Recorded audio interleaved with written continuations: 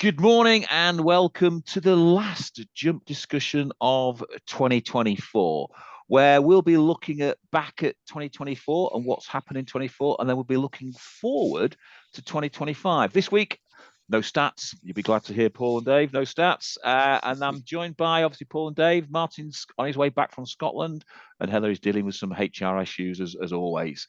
So, as we know, 2024 has been sort of stated as a trying year. Let's put it that way. It's a trying year. And if you read the press, there's been lots of doom and gloom about this year. So let's have a look at it from a recruitment point of view, and let's look at what we can sort of move forward to in 2025. So, first questions, guys. What are the most significant trends that have shaped the recruitment industry in 2024, and how did they impact on your clients' business strategies? Do you want to kick it off, Dave, or do you want me to start? Well, a couple of things from our clients' that I've seen in 2024, so I'm jumping ahead. A lot of clients are redeploying staff rather than hiring lots of new staff. So that's part of the reason why hiring is down.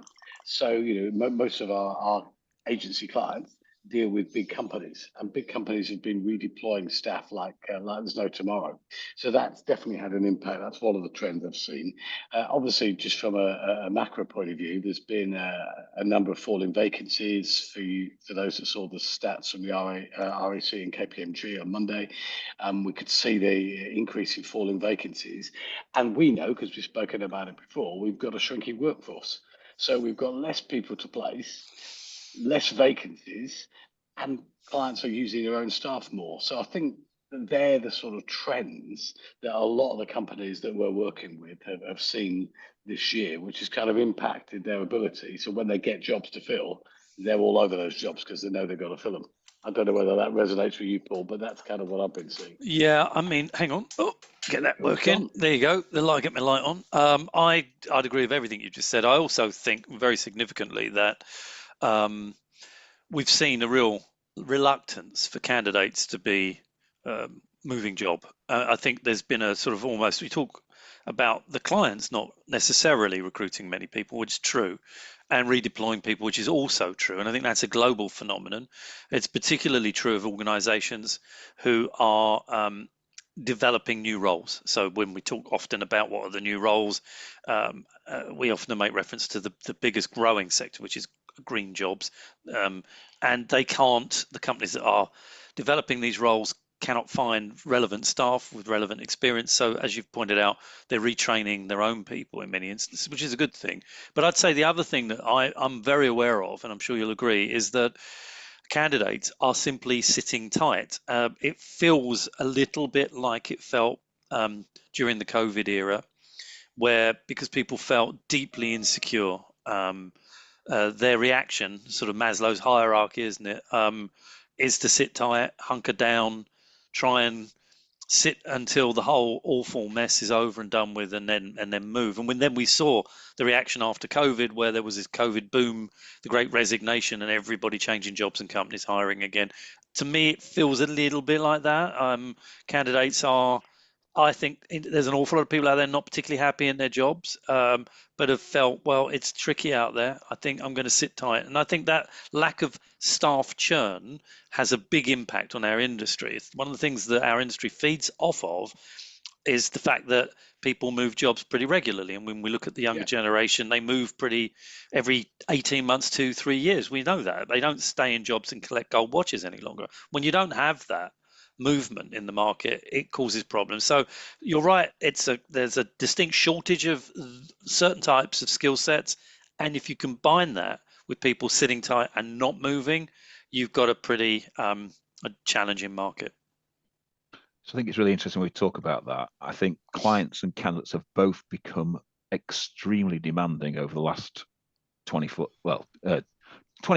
18 months, where they're almost looking for the perfect job.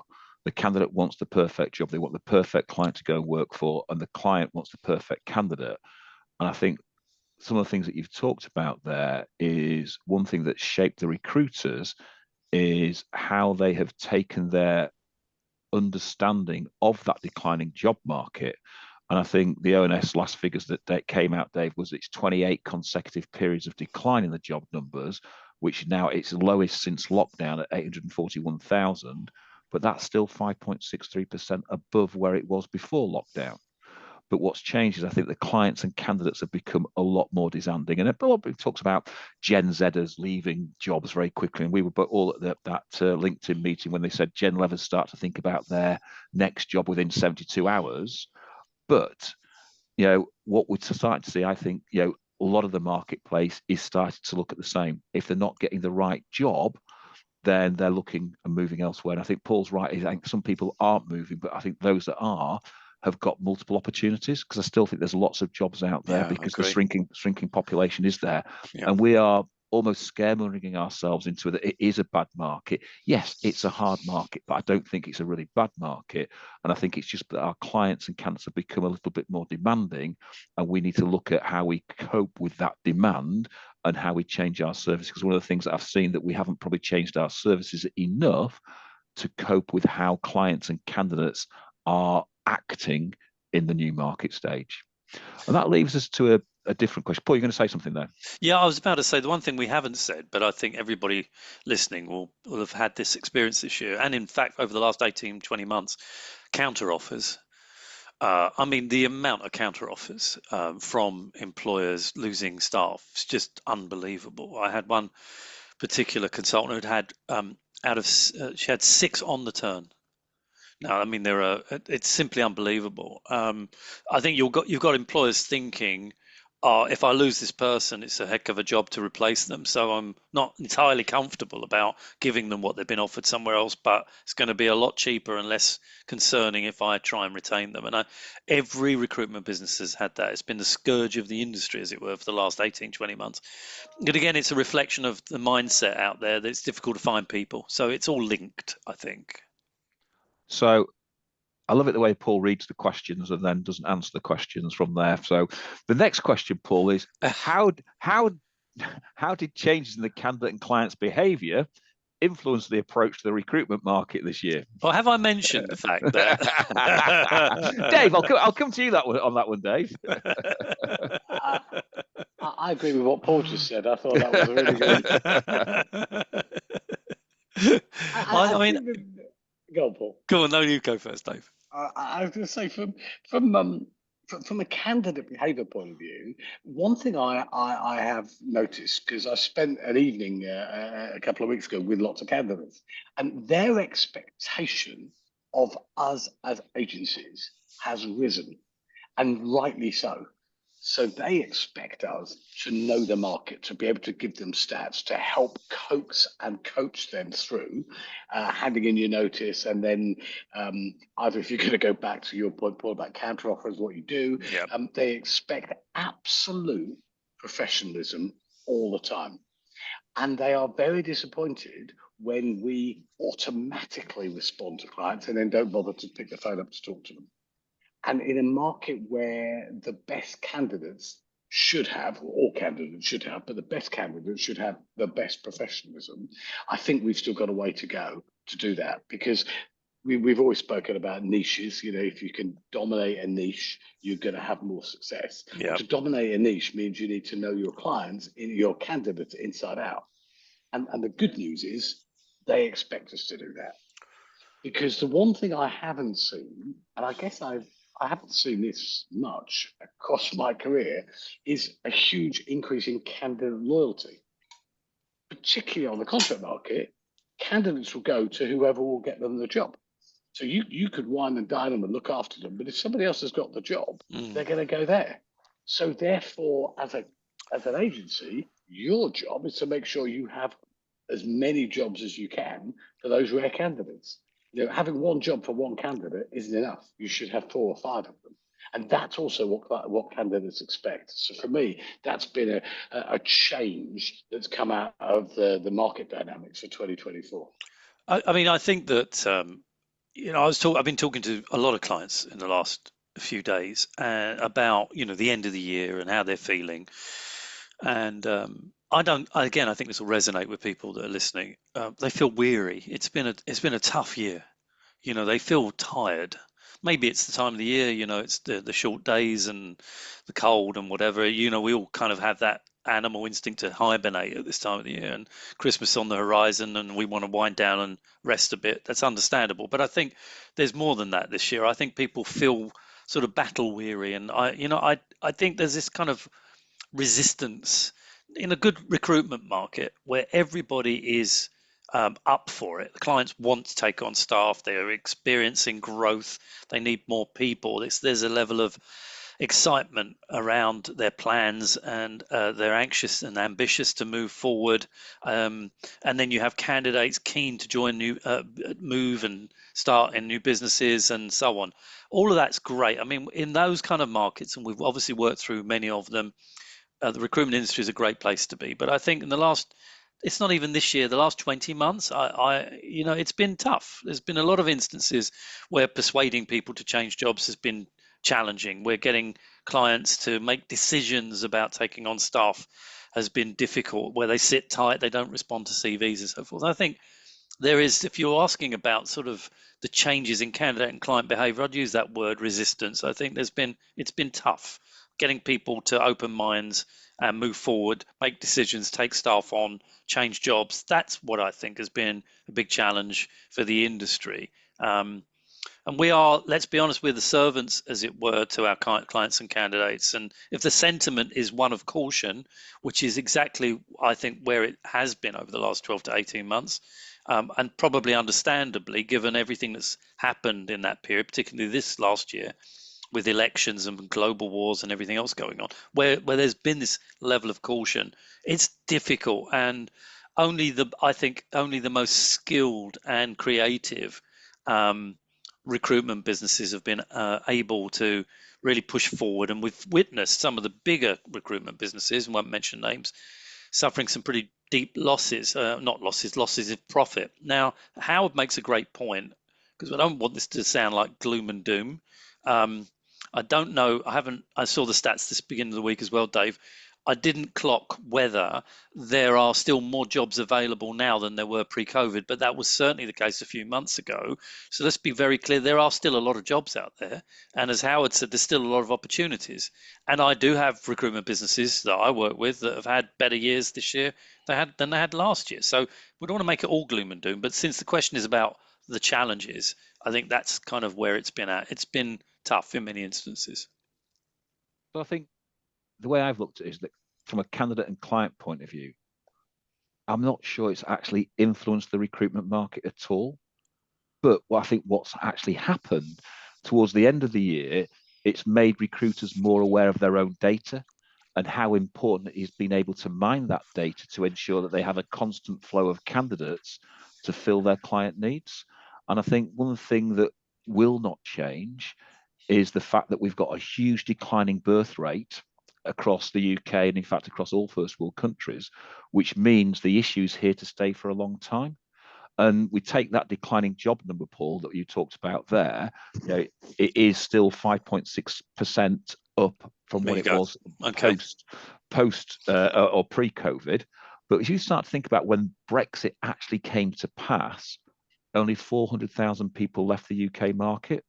However, since lockdown, 800,000 people have left the UK employment market. So that's through retirement, et cetera, and that's the real change. Clients have not cottoned on to that, and therefore they are still driving that they want the perfect candidate. Yeah, you make a good point. And we've not changed our behaviors at all. Okay, so clients have become more demanding. We're saying the clients have become more picky. I don't think they have. I think they are just demanding good candidates. While the recruiters, we've not really changed that much. We still treat the candidate as a throwaway product, and we pander to the client's need. And I think we need to change our focus to be more candidate-based, which I'm sure I'll probably talk about in some later questions. But I think we need to start to think that it's going to be a candidate market for an awful long time, irrespective whether the market comes back and starts to boom. We are still going to be hunting for candidates. And you think about the boom market after lockdown, the biggest thing that you couldn't get hold of was a candidate. So we need to start to market to our candidates, so that what's influencing us, I think, is the change in the candidate market and the change in the client market. But we've got to change that for that influence, to make sure that we capitalize on the data that we have and how we use that data. And our data is the candidates on your database from there. So Dave, quick question then.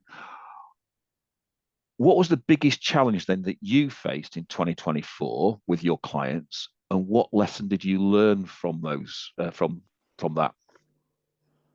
I think it was hold firm to the plan that we agreed to put in place at the beginning of the year.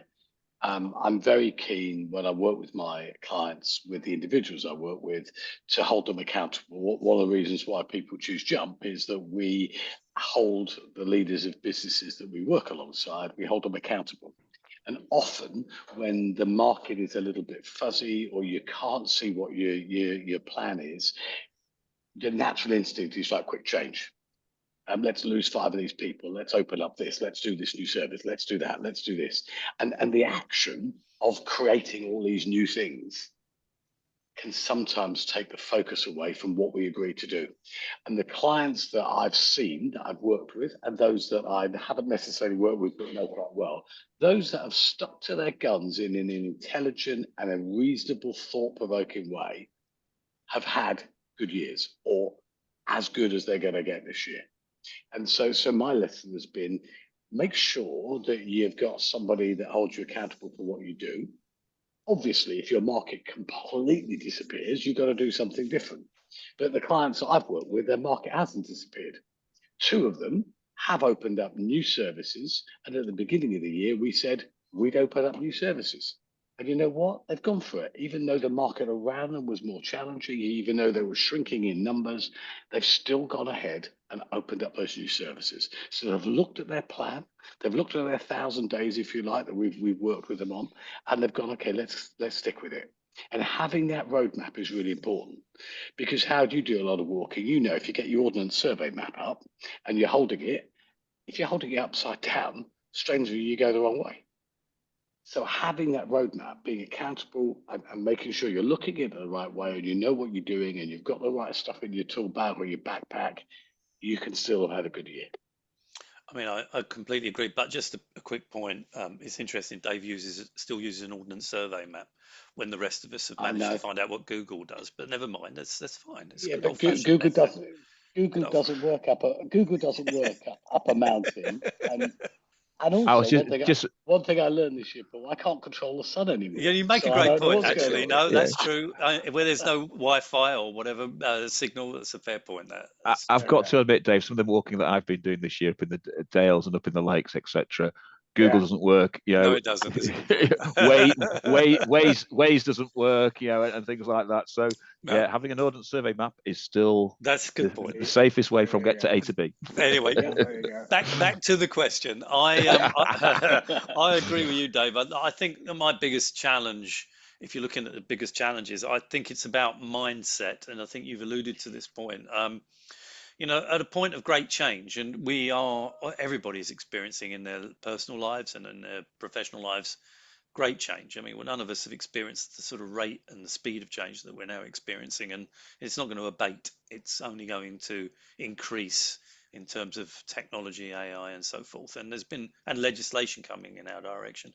So I think there's an awful lot of change, and this year has been difficult. And I think that for me, the biggest challenge that I've faced is a bit as close to what you've said, which is that getting my clients to think differently, to consider how to adapt to the change, to try to remove their thinking from some of the inverted commas old tried and trusted methods that have served them very well over the years, but are diminishing in their potency.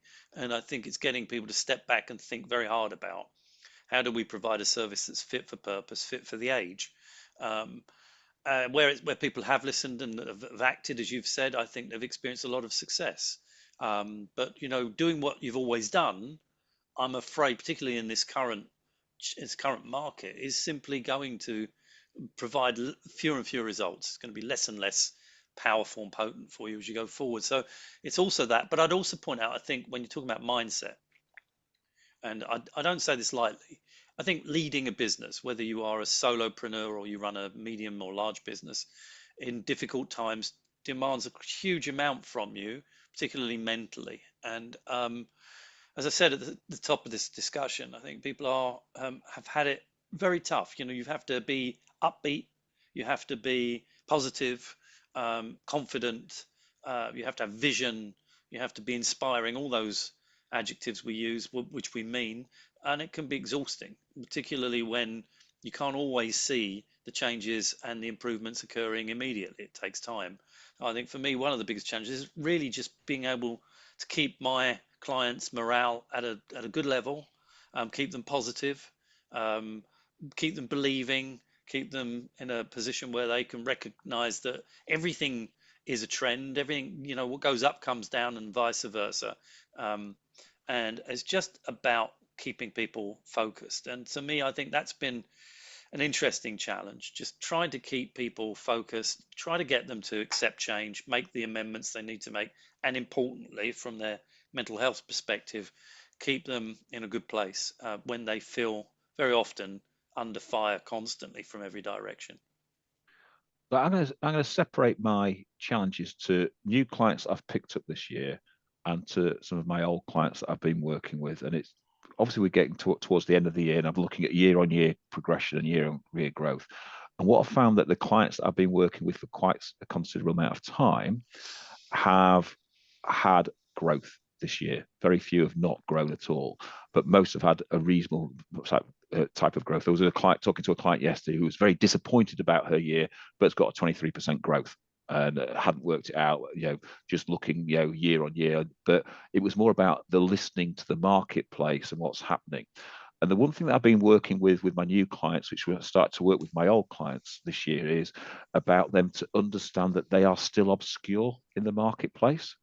And one of the things that I've always started to ask new clients is, if we took your marketplace, and I take the first 2 weeks in January, if you look at the first 2 weeks of January and take your marketplaces, how many new candidates are going to be starting a job in the first 2 weeks of January? And you get them the answer, they're going from hundreds to thousands, you get some real strange answers. And the next question is always then, and how many are you placing? Oh, 2, 1, 3. So what it says is that you're thinking there's hundreds and thousands. What that says is there's massive opportunity for everybody out there to stop thinking that there's no opportunity. So you're obscure in the market. We need to get yourself out there. So that means that what Paul was saying is about changing your processes and reviewing the processes that you've got. And I think one of the biggest thing that we've got to get better at is the consistency of business development. We can't carry on relying on the clients that we've already built and expect to build more. And if you go back into a normal market, the law, according to Harvard Business Review, is that you normally get 60% of your annual gross profit from your existing client base. That means 40% has got to come from new business. But if you stop doing new business, as a lot of people did during COVID and during the boom, but even if you then did it, but did it inconsistently, you're not going to get consistent growth. So to me, then it's that consistency of doing business development, but then it's understanding what your client market is and mirroring your candidate acquisition to actually acquire candidates earlier in the process. So when the clients come to you, you already have a talent pool. You're not just going out into your database. You're not just going out to the job board. You're not just going to LinkedIn to try and find these candidates. You already know where the candidates are. And so the things that I found that, the biggest challenge was to get people to become more consistent, review their processes, streamline their processes, and use their processes to give them the opportunity to fill placements for their clients, but also give them the opportunity to find more clients, and therefore they can replace poor clients and not become reliant on certain clients. And I think that's the biggest change that I've seen in my clients. The biggest challenge that they've had is getting that consistency and not relying. And I think I was talking to a client this morning at 9 o'clock about marketing. And I said, just because you're putting a marketing program in place, don't expect it to instantly work and instantly bring jobs. Yes, you'll get some low-hanging fruit from some of your existing client base, but then it will tail down. But until you start doing that consistently, week in, week out, but the consistency is not the email marketing. The consistency is then calling the clients to open your email or look at the call to action on your email. That's the consistent bit, because that's the bit you're not doing. And so I think it's that consistency of talking to the market, talking to your candidates and talking to your clients that has become the biggest challenge that my clients have faced, especially my new clients. But the ones that were already doing that, they've seen instant growth and had consistent growth throughout the last 18 months, even though it's been hard compared to what people are saying. They've not seen it that way. They've had a very different viewpoint because they've already looked at it that I'm obscure and I'm going to do something about that, rather than I've got clients and they're going to carry on billing and then stop and then panic. They've realized they can't rely on their existing client base. They've got to develop more. So yeah, let's push that into a slightly different area then. Were there any specific innovations or tools then introduced in 2024 that revolutionized your recruitment processes with your clients? Go on, Dave, you first. Well, I'm going to be slightly controversial and say no. I spent most of the year listening to how AI and tech is going to revolutionize everything we do. And what I've seen are some products that have been good for specific things, but I haven't seen anything, to use your word in the question, Howard, that has revolutionized any of the business I've worked with. I've seen them make better use of tech that is available. I've seen them turn off some tech that's a little bit old hat, like some older CRMs, and replace them with better ones. I've seen them use some online training tools. I've seen them use some clever approaches to marketing. But I haven't seen one thing or two things that have come into the recruitment industry and gone, yeah, we're all going to do things differently. This is going to revolutionize the way we work, the way we think, the way we conduct our business, the way we collect cash, the way we promote our people. I've not seen anything that's done that. And I'm working with, 15, 16 really good companies who are, some of them at the cutting edge of what they do in the sectors in which they work. And they're just making good use of what they've got, replacing stuff that doesn't work as well as it should with cleverer stuff. So no question about that. But I've not seen anything that has revolutionized the industry.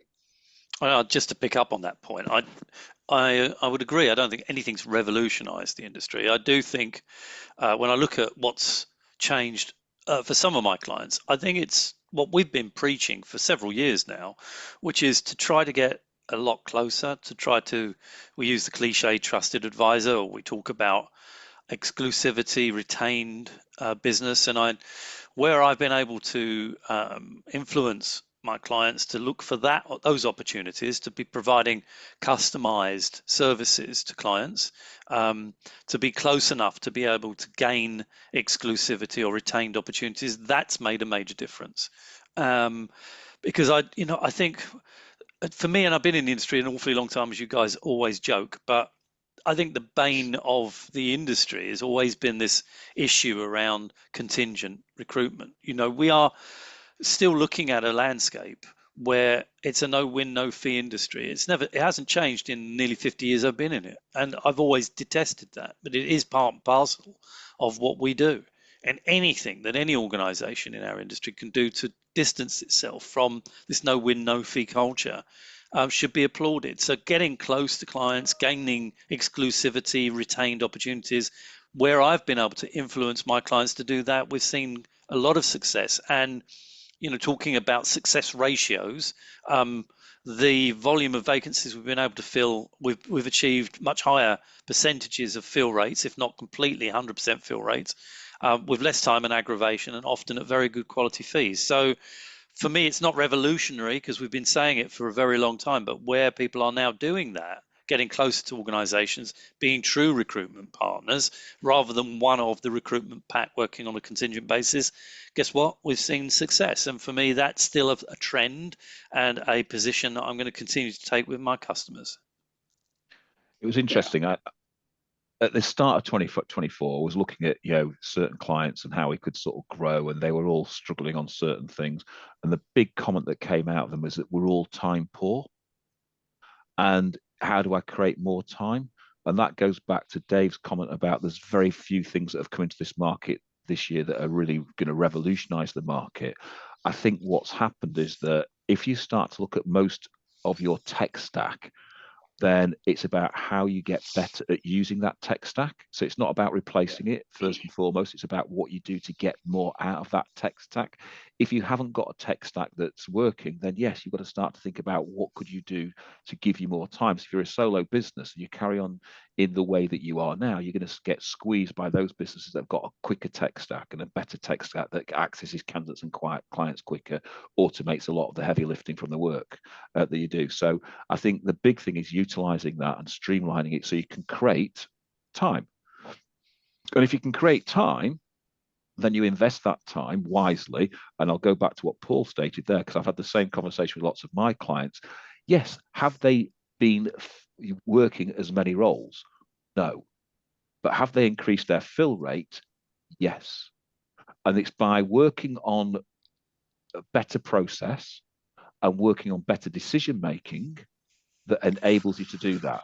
And that could be led by some of your tech. And I think some of your tech needs to be more connected to each other. So you're not working in individual tech silos, but it's about getting the most out of that tech stack. So then you can make a better informed decision. So some of the data that you can extract out of your tech stack will tell you which are the best clients to work with, which were the worst clients to work with, how you can go back to those. And it's that type of information that I think has started to really revolutionize the marketplace from what it was 24 months ago, because they're now looking at not every client that comes to you with a job is worth working. And there's nothing wrong now with turning people away, but it's having that information to hand to do that. I've got one client that they review every single role. They take every role on and review it, and then go back to the client and tell the client the percentage chance of filling it and the reasons why. And that's using all their data, but that's something that they'd never thought about doing before. So now they're working less roles, but filling more jobs. And that is all about using their tools and using their information. Yeah. Let's spin then. Let's move on. Let's stop talking about 2024 and let's start look at 2025. So looking ahead, what do you believe then will be the top priority for recruitment businesses in 2025? I think it's really important, it doesn't matter what the year is, that you are on top of aligning your cost base for the uptick. I think there's going to be an uptick in 2025. I think things will settle down a little. We're looking at maybe 2, 3, 4% growth. I guess it depends on the sector, of course, but just make sure you've got the right cost base. Now, that means, to me, make sure you've got enough of the right people to deliver for your market. And if you haven't got the right people on board and you haven't trained them and you haven't developed them, or if you have developed them and they're still not working, then you need to change. You need to change those people. You need to have the right people in the right place because the market is going to come back. There's no question about that. I think that's the good news. So if it's going to be a better year, make sure your cost base is aligned to a better year. Are you wasting money anywhere? Could you use that money in a cleverer way? For example, how your point is so well made about CRMs. You know, most people, most organizations don't get the best out of the one they've got, but they will go through a 20 grand change program to get another one. And you know what will happen is they won't get the best out of another one, but instead of costing £85 a seat, it'll be £285 a seat or whatever. You know, you fill in your own numbers. So therefore, make sure you've gone through your cost baseline and you're getting the value out of it, and you've got the right people. And for me, that will stand you in good stead for what will be a better 2025. I think you've made some great points, and I was about to say that for me, one of the major priorities will be to look at your learning and development, your training, coaching, support system within your business. I mean, I'm not going to dispute anything you've said. If you've got the wrong people, then clearly difficult decisions, but you certainly need the right people. But if you have the right people already in your business, let's be clear. Change is constant, and taking a perspective that they've been trained. We trained them when they started, or we've given them various courses over the years. Great, that's good, but you need to be coaching constantly, consistently, and the coaching and support that you need to be providing to people should be consistent. with what your clients and candidates are asking of you now. And I think a failure to see that as a priority is going to cost businesses big time into 25. We need to make sure that our people know how to adjust to the demands or the new demands of the markets they work in, what clients are seeking from them in terms of, and you made a great point, Howard, about being open with clients about chances to fill roles, having those frank conversations. We need to coach our people to be more consultative, to be more confident in their conversations with customers. We need them to understand the importance of regular client meetings and how to conduct those. We need to explain to them how important it is to be close to candidates, to develop talent pools, to be able to develop relationships with candidates, and so on and so on. I could spend a long time talking about coaching needs.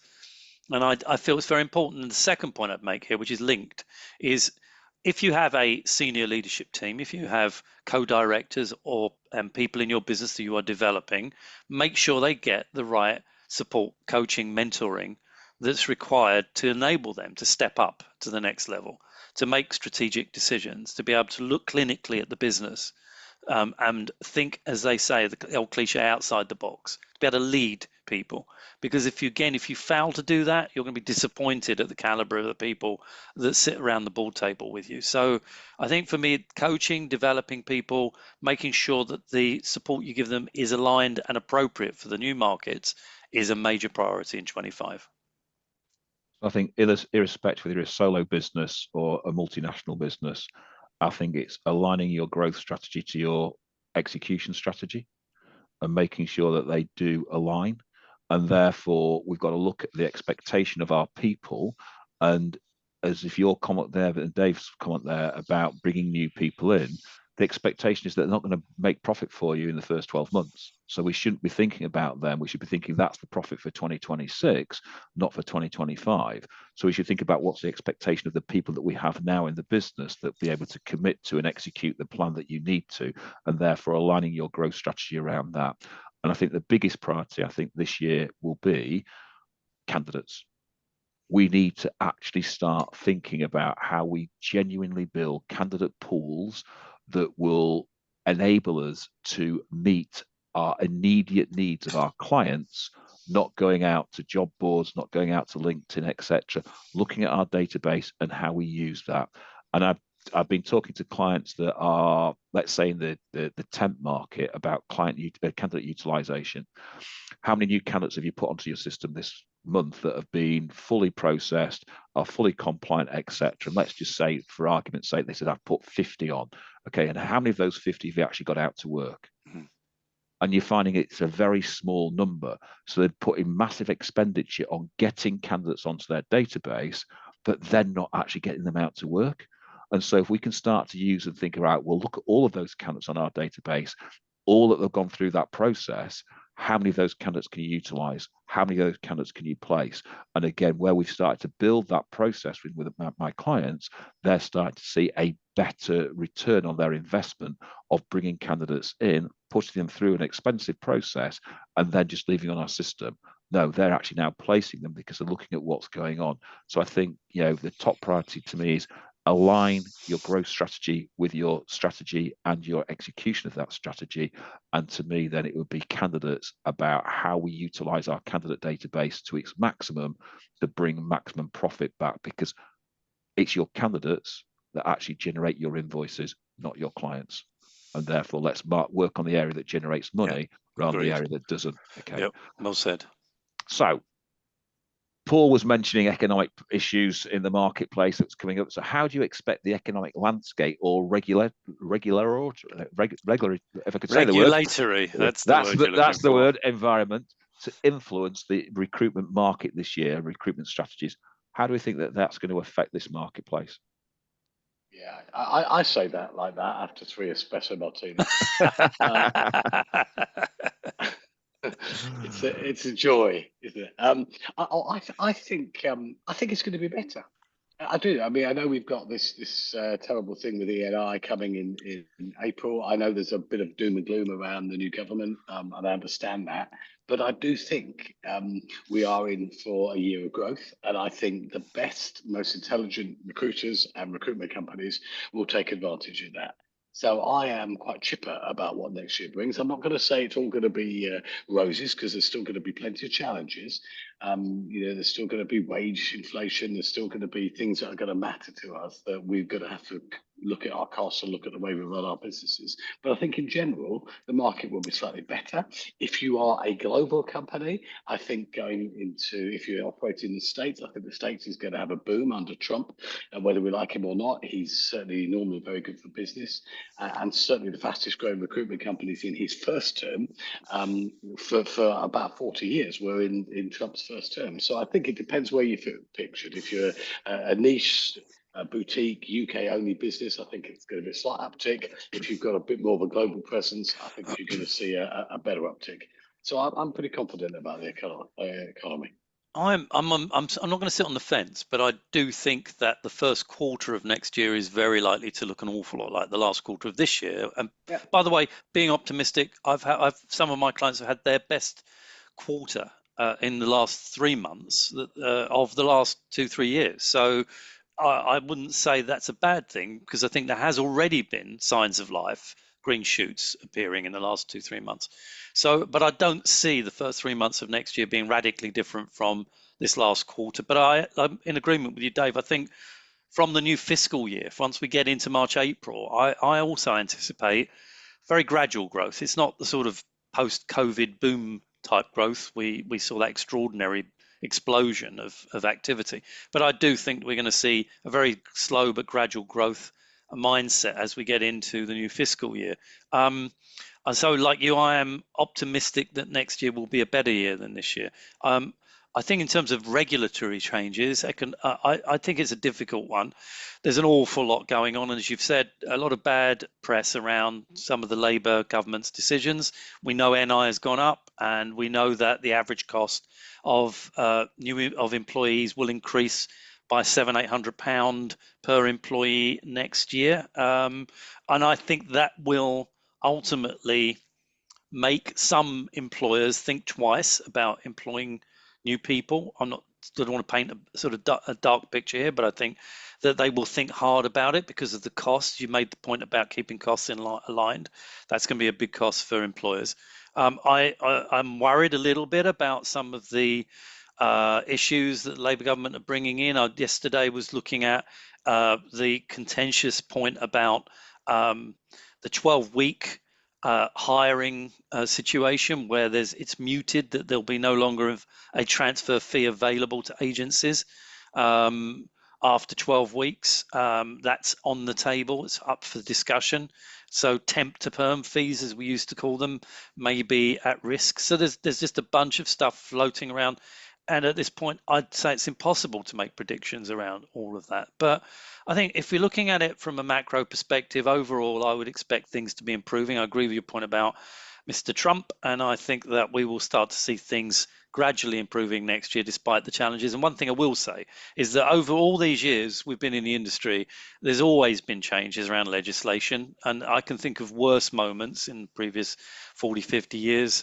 And we're a brilliant industry. We're very nimble and agile. We always find ways and means of dealing with these situations. IR35 is a perfect example. There were an awful lot of fear around IR35, but we've managed to deal with that. And I believe whatever comes in our direction, we will have the agility to be able to adapt to whatever the new markets bring out in our direction. So I don't think I've got a great deal to add to that, other than, the fact that the UK government is now in, the fact that the US government will be in January, creates stability, and therefore it creates the norm, and therefore companies feel a little bit more comfortable that there is 4 years to 5 years of normality coming on. Paul's comment there about legislative changes, etc., from the government, they happen all the time. You just got to get on with it, and they're not going to change, so we can't affect them. So let's just get on with it. And I do think there'll be economic growth. I think it's going to be towards the back end of the year that it starts to really move, but it will start to move this year, and you've got to line yourself up.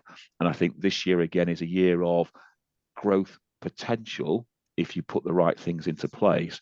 But I think 2026 is where we should be really thinking about, because I think the growth is really going to come in that year, and we've got to start to think about getting ourselves into a position at the end of this year to hit 2026 running. So yes, there can be an opportunity for economic growth, but it's what you want. Do you want big economic growth in the next 2 or 3 years, or just this year? And I think that's the bit we've got to think about. The economic landscape is more stable than it's ever been in the last 3 or 4 years, and therefore we've got to capitalize on it. So one last question. Okay, if you could give one piece of advice to the recruitment leaders preparing for 2025, what would it be? So I'll take a change of line from the famous US political advisor James Carville, who said it's the economy stupid and won a couple of elections for the presidency he worked for. And I would say it's relationship stupid. Whatever's going to come, if you've got people who can develop good relationships with candidates, with clients, that can hold intelligent, articulate conversations, you're going to be in a better position than your competitors. Work on your people's working relationships. Make sure they know their clients, they know their candidates, because the rise of things like AI, the fact that we need to spend 40% of our time doing business development, we need people who can hold good relationships. And the ones that have those in 2025 will be in the best place. I totally agree with Dave. I think as well, it's about making sure that we are super close to clients and candidates, set up focus groups, go talk to candidates, meet them regularly, understand their sentiments, start preparing your talent pools for the growth that we all hope and expect to happen next year. Don't be caught out. Make sure you've got adequate supplies of the right candidates, as Howard was saying earlier. And as I've already said, make sure that we are unbelievably close to clients, that we understand what challenges they're anticipating, that we are able to anticipate their needs, their requirements, that we have solutions for them by making certain that we provide a consultative service. And as I've already said, if your people aren't yet at the level where you're confident and comfortable that they can sit and have those consultative conversations, that's the coaching and training you need to provide to them. I think it's all about accountability. Put your plan in, deliver your plan, execute your plan. And that means consistency, review your processes to make sure you haven't got a gap, a strategy gap. And I think it's all about driving your business forward. I think everyone's got to get the mindset that there is enough business out there for every single recruitment agency to capitalize in 2025. And that's been about accountable to your plan and delivering on that plan. So, ladies and gentlemen, thank you very much for your time. Dave, Paul, thank you very much for your time. What I'd like to wish you all, I know it's really early, it feels really, even though it's nearly halfway through the month, I'd like to wish you all a very Merry Christmas, a Happy New Year. We'll see you all next year. We're coming back next year with a new revised version of our webinars. So we're planning on those over the Christmas period. So we'll get those done and dusted. But we'll be back in early January to restart the webinars. If you've got any comments, please pass them to us. If anyone wants to take up any of our offers of free 60-minute mentoring sessions, if you've not already had those, give us a call. We look forward to see you all next year. Dave and Paul, see you later. Thanks, guys. Happy Christmas. Take good care. Have fun. Happy Christmas, everyone. See you soon. See you next year. Bye-bye.